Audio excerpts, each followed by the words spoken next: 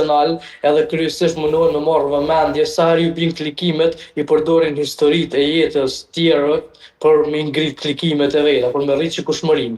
E kuptoj këtë pjesë, kena pas këtë vit në Big Brother një person i cilin historia e saj u shfaq 4 herë, gjatë që kum kajt 2 herë natë të para, herën e tretë, të katërt ja nis me marrë natë veti, sepse mendova që jam bë njëri pa ndjenja mo, s'u dilshin më lart. Mirë po, nuk ishte faji më të unë, ishte faji të historia që uri përsërit ke edhe i harxova më emocionet e mia për edhe dhimbje të tam për atë rast. Kështu që nuk e di edhe sa kam me zgjatë që kjo, mirë po nuk besoj që kam me qenë më afatgjate që me përdor historinë e jetës për me marrë klikime ose më rrit shikueshmëria ose edhe individi gjatë lojës. Sepse janë të lumë me 2 fytyra.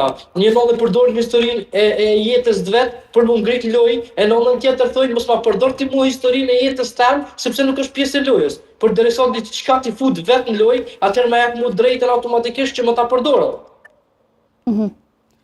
Po të regën te, ku kishe marrë ma përpara pjesë, në Big Brother apo në It's My Home? Sinqerisht që tash, për momentin që tash, me gjithë qëtë analizë që i kum bo, në It's My Home më ka duk shumë real, më kish përshtat shumë realitetit tem, se me bo diçka, tu kondi komandum pe dikujna se çka me bo. Veprimet e mia nuk mujnë me kondi komandum, unë jam person spontan edhe du spontanitetin. Gjona spontane janë shumë ma të mira, janë ma të afërmta, i ndjen njëri ma shumë. S'muj me lu një person që unë s'jem. Po, të regëm nja, është publiku ma shumë interesum për histori të vërteta apo për drama dhe konflikte?